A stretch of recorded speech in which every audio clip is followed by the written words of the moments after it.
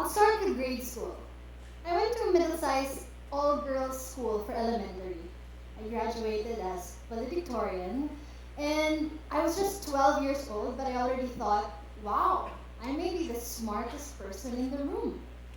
So I decided to then apply for a prestigious science and math-focused high school that only admitted the top scorers in a national entrance exam. I passed the exam and thought, I'm an elementary school valedictorian. I got this. But on my first day in high school, I looked around the room and everyone else was a salutatorian or a valedictorian. I didn't feel so smart anymore. Then I graduated from high school with honors. So I decided to apply for a top national university with an even more difficult entrance exam. I passed that and thought, hey, I graduated from a high school that was pretty hard. I got honors. College, I got this. But on my first day of university, I looked around me and everyone graduated with high honors. Everyone came from a really good high school. And I didn't feel so smart anymore. So in university, what I decided to do when I wasn't in class was to run a nonprofit organization that built libraries and provided scholarships to young people affected by conflict and poverty in the country. And it became quite well known in my school that my university even gave me awards for being a so-called change maker or future leader or person in public service. And that felt great. So I decided to apply for seminars and conferences in different countries to learn more about my field. I thought, hey, I'm running a growing organization. I came from a good school. I'm a budding young leader. I got this. But as I attended these events, I didn't feel that smart or good or important after a while.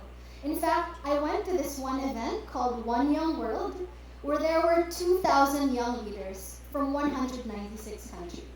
Every one of them was outstanding in their own right. Every one of them was a future leader. Who was I? I felt much, much less smart, but that was okay. By this time, I thought, wow, it's much better to feel that you're the least smart person in the room than to feel that you're the smartest. When I'm the least smart person in the room, maybe now, baka, I learn more, I challenge myself more, and I become a better person and a better leader. From then on, I told myself, if I were the smartest person in a room, I'm in the wrong room.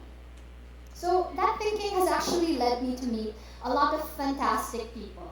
When I was working in a nonprofit organization, I usually worked with ministers of different countries, heads of international NGOs, and I even got to be mentored by former United Nations Secretary General Kofi Annan, who recently passed away. And now, in my work running a public relations company, I make it a point to pack my day with meetings with CEOs of different companies that I work with, government leaders, and other directors of different companies and organizations. And I've gotten past that fear of being the least smart person in the room. And throughout all these years and all these meetings and all these experiences, I've always been fascinated by the concept of leadership and basically what makes a great leader great. So that's one question I want to put forward today. What makes a great leader great? There are common playbooks to greatness. I'm sure you're familiar with them. When you study well and then learn from your teachers, you can get a good job. You can get a good job and you learn from your boss and you read a lot of books and you learn from that. That's usually what's common. But the more leaders I meet and the more I interacted with them, I realized that these leaders, these rock stars, these celebrities that we admire in every sector, whether it's tech, whether it's education, whether it's in the government, they never do anything common, or as the younger generation say, basic. They're usually outcasts, they're usually innovators, they're usually rebels, they're usually anomalies.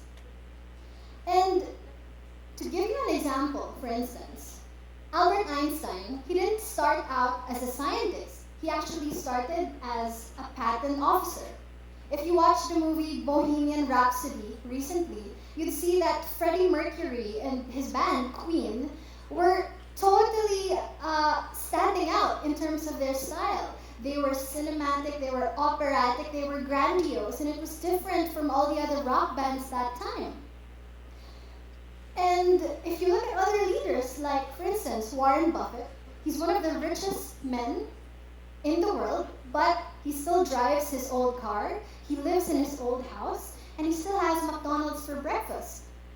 So what you see is that many of these people were successful, not just because they were talented or because they worked hard, but because they were rebels. They stood out from the crowd. And they were rebels not just because they wanted to do something different, but because the mental models and habits and trends of that time were for them maybe wrong or needed improvement. In other words, they were good at learning, but they were even better at unlearning. So what is unlearning? I first heard of the term unlearn from one of my favorite teachers ever, Yoda. He said, "You must unlearn what you have learned. You will know good from bad when you are calm, at peace, and passive." Let's think about it for a while. He said, "You must unlearn what you have learned." What does that mean? I'll give you an example. Most of you go to school. Who among here are students? Okay, and I'm assuming we all went to school. In school, they teach us that theory comes before practice, right? That in order to learn something, we have to open up a textbook, create a dissertation, and go to these classes, and then practice whatever we've learned. But maybe in certain fields, in certain practices, in certain experiences, that may not be true. For instance, when I was in university, I actually used to compete and have won in several national and international public speaking competitions. But to be honest, I never had any formal training. I never had a coach. I never went to public speaking class. I was never even part of the debate or public speaking clubs in any of my schools. The only reason why I got good at public speaking was because of my work in the nonprofit organization. As part of that nonprofit organization, what I had to do was to go to different schools, organizations, and companies to talk, speak, and present about what we do in order to raise funds or to get support for our cause. So if I didn't speak well, we wouldn't get money.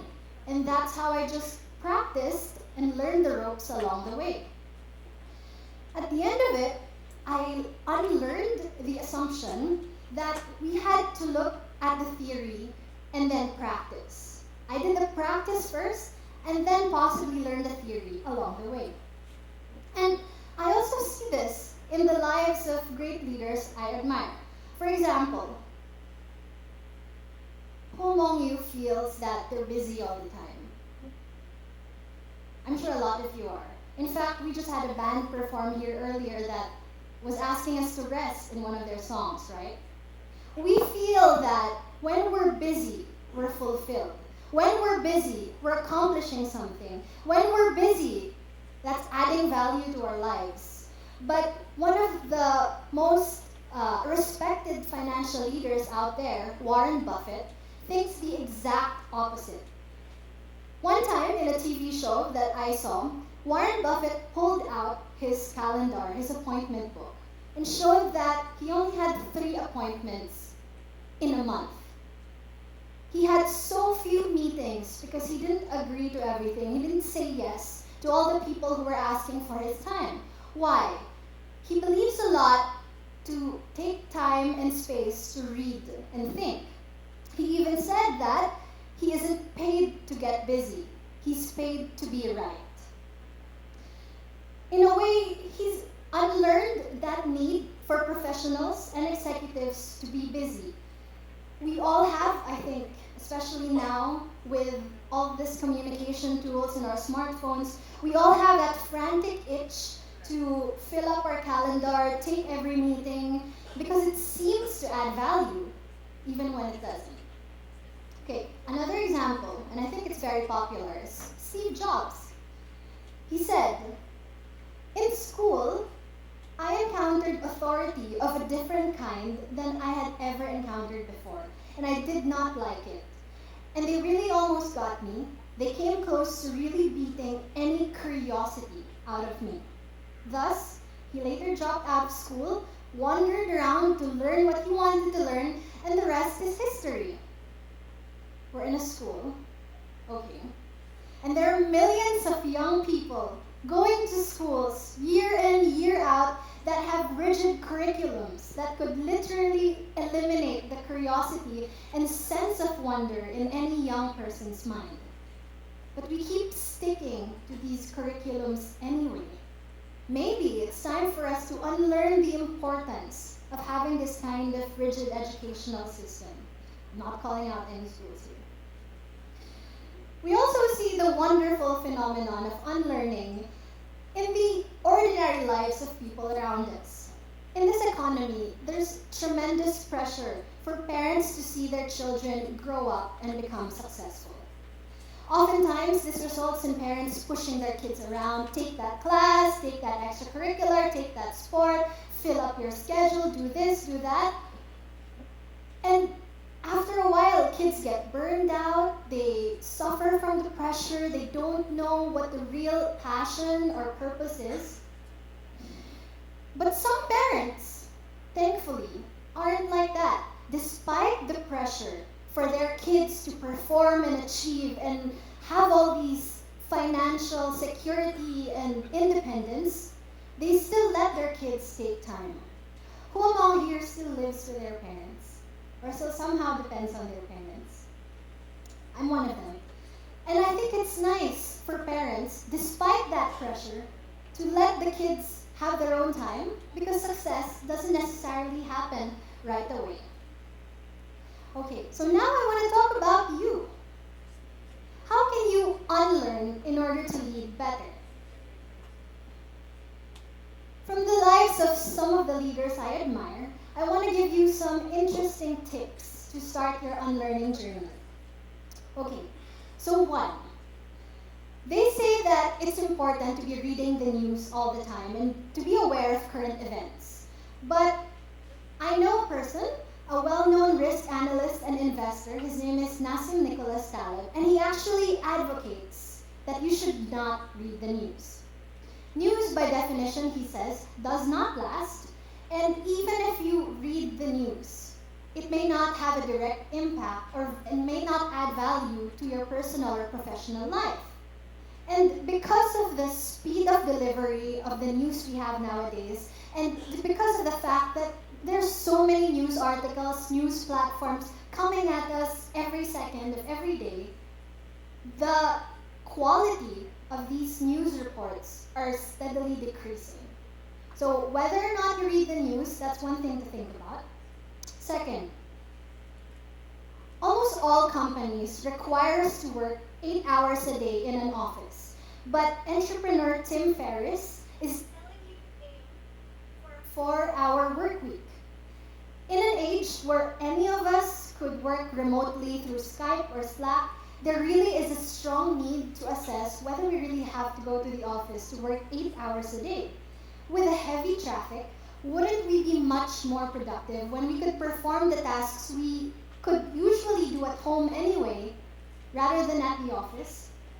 With all that extra time saved, we can accomplish more tasks, learn new things, and do all the things we've always wanted to do.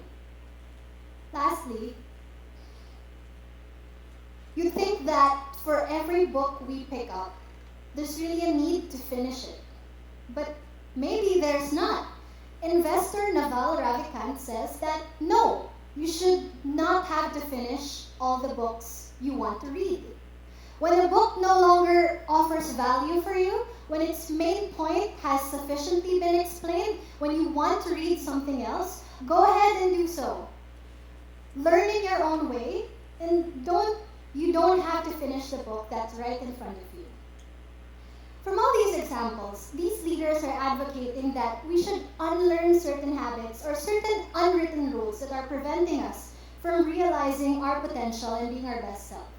You may not realize it, but every day we are being taught certain things by our parents, our schools, our government and politicians, mass media, show business, entertainment, and even society at large that tell us things that may be not right for us, or maybe not right for our specific dream or vision. So at the core of unlearning are really two concepts. Keep asking questions. Whether you're asking those questions to authorities or people higher than you or other leaders, or whether you're asking questions to yourself. And the other one is to forge your own path. To me, the virtues that make unlearning possible are humility and courage. Humility is the ability to tell yourself that you're wrong, and courage is the ability to be wrong. When you're unlearning, you're being different, so you're taking a risk. And then courage comes in again for you to tell the world that, hey, I don't agree with this, so I'm going to do something else. Earlier I said that if I were the smartest person in the room, I'm in the wrong room. And I'm honored today not to be the smartest person in this room, because I know that among you, there are leaders and experts, geniuses and talents who will shape the way this nation and this world works. So my humble piece advice for you is in leadership and in life. Keep learning, yes, but also don't forget, you can unlearn too. Thank you.